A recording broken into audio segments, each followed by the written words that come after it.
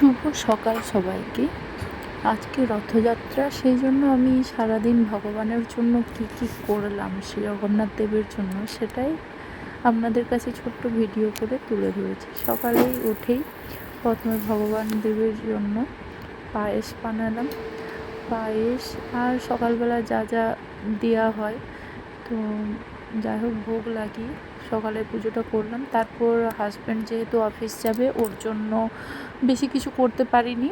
ডাল, আলু পোস্ত আর তিলের বড়া ভেজে ওকে টিফিন প্যাক করে দিলাম, লাঞ্চটা প্যাক করে দিলাম। আর ভগবানকে যেটা ভোগ লাগিয়েছিলাম পায়েস রুটি, সেটা ও টিফিন খেয়ে গেল। তো গেল 8:30টার দিকে। এবারে আমি বাড়ির পুজো করব। এখানে সব কিছু সাজালাম, এখানেই পুজোটা করব। বাড়ির ভেতরে মন্দিরে করব না, বাইরেই করব। এবারে ঘরের পুজো কমপ্লিট করে মালা গাঁথতে বসলাম। তখন প্রায় 9:30। মালা গাঁথা কমপ্লিট। এবারে ভোগ বানানোর জন্য সমস্ত কিছু রেডি করা। প্রথমে নারকেল তো অবশ্যই দরকার, নারকেলটা কুড়ে নিলাম। এবার মাটির হাঁড়ি বসিয়ে দিলাম। সমস্ত সবজি কেটে প্রথমেই বানাবো আমি শুক্তো। তো সবজিগুলো ভাজা ভাজা হয়ে গেল মশলা দিয়ে, তারপর সামান্য দুধ দিয়ে ফুটিয়ে নেব। তো শুক্তো রেডি। এবারে সব থেকে বড় ভুল আমার একটা হয়েছে, মাটির হাঁড়িটা অনেক বড় হাঁড়ি নেওয়া হয়ে গেছে। এটা একটু সমস্যা হচ্ছে রান্না করতে। শুক্তো, মিষ্টি ডাল আর এদিকে খিচুড়ি। শুক্তো নামানোর পরে এবারে খিচুড়িটা বানিয়ে নেব। জগন্নাথ মন্দিরও কর্মাবাই খিচুড়ি যেটা হয়, এবারে ভগবানের জন্য বানাবো বেসর। বেসর বলে একটা সবজি বানানো হয়, পুরী মন্দিরে যারা যারা গেছেন জানবেন। আমি সেটাই বানালাম। এবার এই সবজিটা বানিয়ে এরপরে আমি বানাবো সব কিছুতেই নারকেল কোড়া আর বড়ি এটা দেওয়া।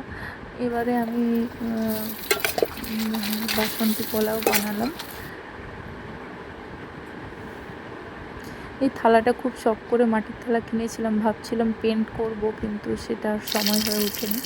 এবারে বানাবো কণিকা ভোগ, যেটা মিষ্টি ভাত যেটা হয় ভগবান জগন্নাথ দেবের খুবই পছন্দের। শুনেছি ওই জগন্নাথ পুরীতে যেই শুনেছি, তো মিষ্টি ভাত যেটা।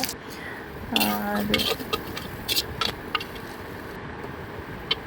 বানানো হয়ে গেছে।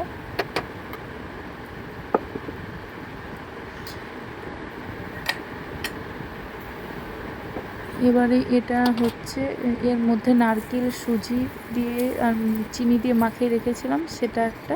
আর ফুলকপি আলুর রসা করেছিলাম। এবারে মোটামুটি সব ভোগের ভিডিও দিতে পারলাম না। ভোগ রেডি। এবারে আলতা পরতে বসেছি। ও তো রেডি। অ্যাকচুয়ালি আলতা না পরবো বললেও ও জোর করে পরতে বলে, এখন আবার নিচে নিচে পরবে। এবারে সব কিছু ভগবানের সামনে সাজাবো এক এক করে। পুজোর সমস্ত সামগ্রী সাজিয়ে এবারে পুজোতে বসবো। প্রথমেই ভগবানকে অভিষেক করে নিলাম, দুধ, জল, ফুল, পঞ্চামৃত দিয়ে অভিষেক করার পর ভগবানকে খুব সুন্দর করে সাজিয়েছিলাম। সেদিন চোখেই আটকে গেছিলো ভগবানকে দেখে। ভগবান তো সবসময় সুন্দরই লাগে। আর এদিকে রথটাও রেডি করে ফেললাম, সমস্ত ভোগ সাজিয়েছি। এবার পুজো করব। নীলাচল নিবাস সত্যম পরমাত্মানি বলভদ্র সুভদ্রায় জগন্নাথেই নমঃ। আমি অত মন্ত্র বেশি জানি না, যতটুকু জানি সেটুকুই দিয়ে পুজো করলাম। অত আচার বিধি আমি ভগবানকে সমস্ত শাস্ত্রবিধি অনুযায়ী সেই মতো করতে পারি না। যতটা আমার জানা ততটুকুই করেছি। তো পুজো করার পরে এবারে রথ বেরোবে, সবাই চলে এসছে, ওদের খুব খুশি।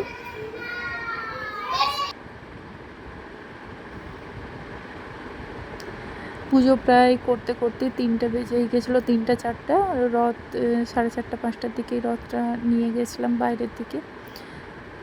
তো সবার খুব আনন্দ, সবাই এত আনন্দ করছে সেই দেখে আমার আরও ভালো লাগছে যে ছোট হোক তবু সবাই খুব আনন্দ করে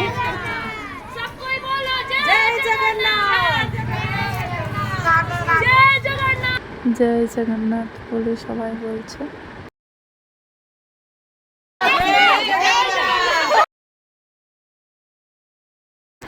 এবার ভগবান ঘর এলো, অনেক ঘুরেছে আজ। জয় জগন্নাথ, সবাই ভালো থাকবেন।